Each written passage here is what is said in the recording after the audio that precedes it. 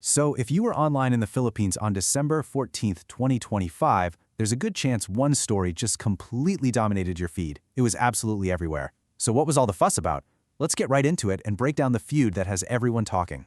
And it all centered on this one question, right? Why was Vice President Sara Duterte suddenly the topic of every conversation?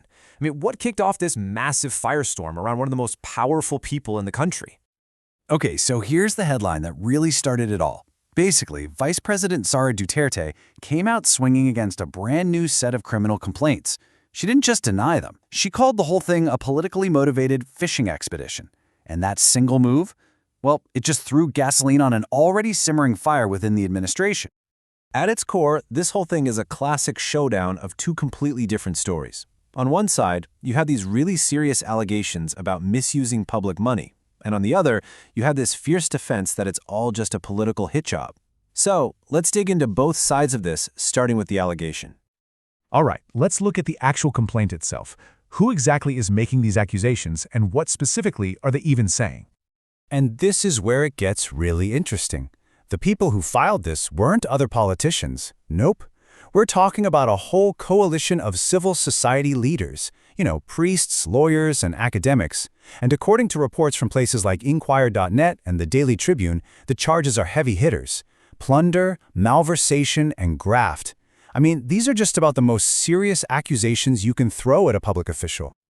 And here is the number at the center of this whole storm: 612.5 million pesos. That's the amount of confidential funds in question, all tied to her time as Secretary of Education.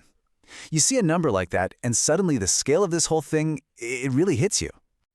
But that's just one side of the coin, right? The vice president wasn't just going to sit back and take this. She came out with a very, very strong response. So let's flip the script and see her side of the story. And she absolutely did not hold back. She called the whole thing, and this is a direct quote, a budget-driven racket. Wow. That's not just a denial, that is a counterpunch. It's language that was specifically chosen to paint this as a political game, not a legitimate legal issue. So why budget-driven? Well, according to reports, she pointed a finger directly at the timing. See, all of this is happening right in the middle of talks for the 2026 national budget. So her argument is pretty clear. This has nothing to do with justice. It's all about trying to gain some leverage in a huge, high-stakes political debate. Okay, but to really get why this blew up the way it did, we need to zoom out a bit. Because this one incident, it's really just a single battle in a much, much bigger political war. So let's put the pieces together. You go back to July, and the Supreme Court throws out an impeachment attempt against her. Fast forward to now, and bam, these new complaints drop right in the middle of budget season. You don't have to be a political analyst to see the pattern here. This is the latest flare-up in that long-running friction between the Marcos and Duterte camps, a huge crack in that Unitem alliance that got them elected in the first place. All right, there are a lot of accusations and counter-accusations flying around, and it's super easy to get confused. So let's hit the pause button for a second and just filter out the noise. Let's separate what we actually know for a fact from what is still just a claim.